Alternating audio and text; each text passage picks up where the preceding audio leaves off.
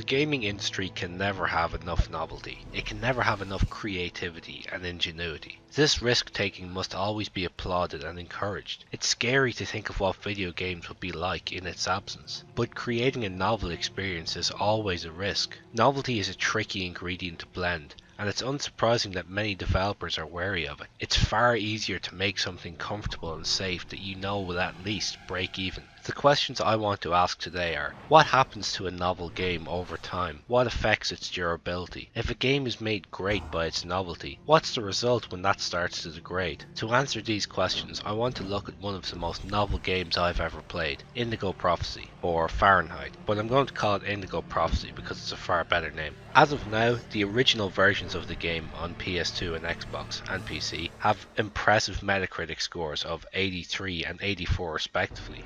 Pretty good. At the time, critics mostly agreed on one thing: the experience of playing Indigo Prophecy was genuinely unique. The novelty of Indigo Prophecy was a significant part of the game's original appeal for many, and it was no different for me. Playing it on release, I remember being hugely engaged with the story and really intrigued by what the Quantic Dream had branded as an interactive movie. It had an approach to gameplay that I'd never experienced, and I was further drawn in by the fascinating premise of playing as both the killer and the two police officers pursuing him. Unfortunately, at that time, my romance with Indigo Prophecy was cruelly cut short by a corrupt save file. It wasn't until I recently bought the PS2 classic version on PS4 that I had the chance to revisit my nostalgia and finish a genuinely novel experience that I'd always regretted not concluding. In the time between then and now, Indigo Prophecy's novelty has almost completely decayed, because its formula has been significantly bettered, not only by Quantic Dream themselves, but also by other developers like Supermassive Games and Telltale.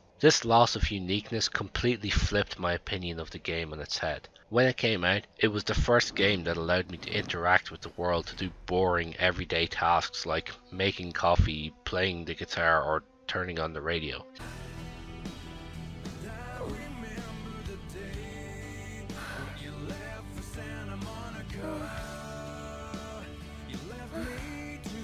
This facet of Indigo Prophecy that once made it great now greatly contributes to making it feel like a genuinely awful game. The gameplay mechanics are a chore, something which is compounded by the utterly piss-poor story that accompanies them. Like Seinfeld's and Tarantino's really famous use of everyday conversation, this use of banal activities originally led to what felt like an authentic insight into the characters' lives. However, now that the novelty of this style of game is lost, the focus of the gamer is instead on the game's story, the characters, and the dialogue between them. These are not areas of Indigo Prophecy that should be in the spotlight. The game is absolutely riddled with atrociously bad plot twists, plot holes, and cliches. Several of the characters are incredibly stereotyped to the point where you almost assume it's parody. Oh, I am sorry to cause waiting on you.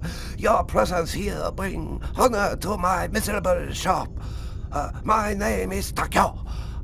Tell me what I can do to make you happy?